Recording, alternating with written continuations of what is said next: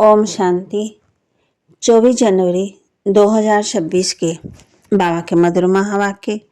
बाबा कहते, मीठे बच्चे, बाप तुम्हें जो पढ़ाई पढ़ाते हैं वह बुद्धि में रख, सबको पढ़ानी है। हर एक को बाप का और सृष्टि चक्र का परिचय देना है। बाप तुम्हें जो पढ़ाई पढ़ाते हैं वह बुद्धि में रख, सबको पढ़ानी है। हर एक को बाप का और सृष्टि चक्र का परिचय देना है। प्रश्न, आत्मा सतयुग में भी पाठ बजाती और कलयुग में भी, लेकिन अंतर क्या है? आत्मा सतयुग में भी पाठ बजाती और कलयुग में भी, तो अंतर क्या है? उत्तर, सतयुग में जो पाठ बजाती है तो उसमें कोई भी पाप कर्म नहीं होता। हर कर्म वहाँ अकर्म हो जाता है क्योंकि रावण नहीं है। फिर कलयुग में जब पाठ बजाती है तो हर कर्म विकर्म वह पाप बन जाता है क्योंकि यहाँ विकार है। अभी तुम हो संगम पर, तुम्हें सारा ज्ञान है। धारणा के लिए मुख्य सार, हम सब आत्मा रूप में भाई भाई हैं। ये पाठ पक्का करना और कराना है। अपने संस्कारों को याद से संपूर्ण पावन बनाना है। हम सब आत्मा रूप में भाई भाई हैं। ये पाठ पक्का करना है और कराना है। अपने संस्कारों को याद से संपूर्ण पावन बनाना है।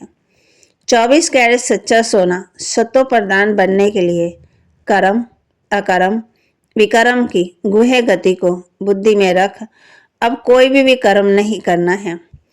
24 कैरेट सच्चा सोना सतो प्रदान बनने के लिए कर्म अकर्म विकर्म की गुह्य गति को बुद्धि में रख, अब कोई भी विकर्म नहीं करना है। वरदान, घबराने की डांस छोड़ सदा खुशी की डांस करने वाले मास्टर नॉलेजफुल भव। घबराने की डांस छोड़ सदा खुशी की डांस करने वाले मास्टर नॉलेजफुल भव। जो बच्चे मास्टर नॉलेजफुल हैं वह कभी घबराने की डांस नहीं कर सकते।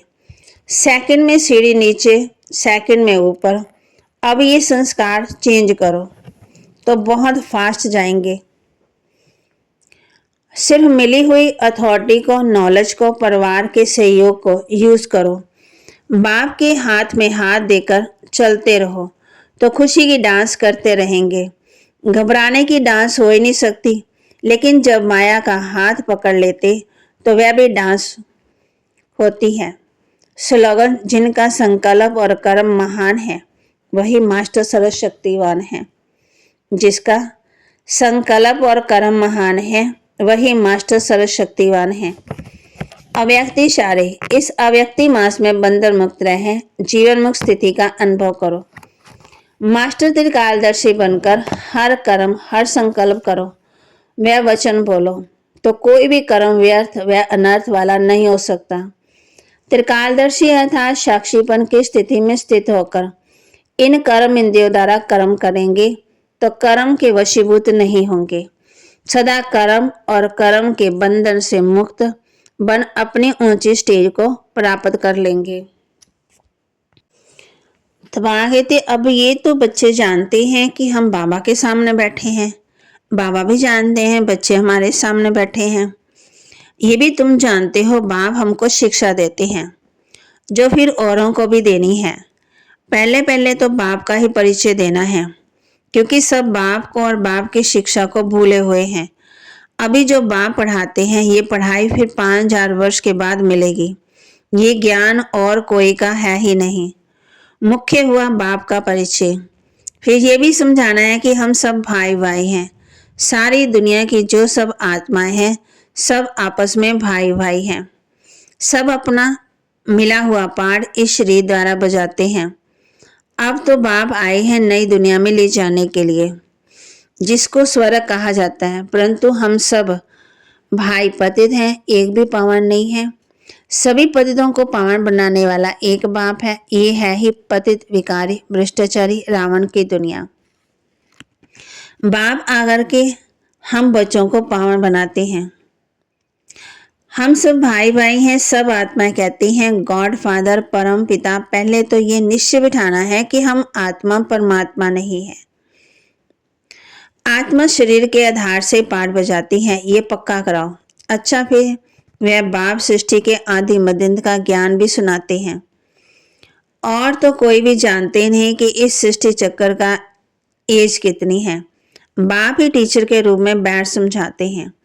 लाखों वर्ष की बात नहीं है। ये चक्कर अनादि एक्यूरेट बना बनाया है, इसको जानना पड़े। सज्जु त्रेता पास्ट हुआ, नोट करो। उसको कहा जाता है स्वर्ग और सेमी स्वर्ग। जहां देवताओं का राज्य चलता वह 16 कला संपूर्ण, वह 14 कला त्रेता। धीरे धीरे कलाएं कम होती जाती। दुनिया पुरानी तो जरूर होगी। सज्जु का प्रभाव बहुत भारी है। नाम ही है स्वर्ग, हेवन, नई दुनिया। उसकी ही महिमा करनी है।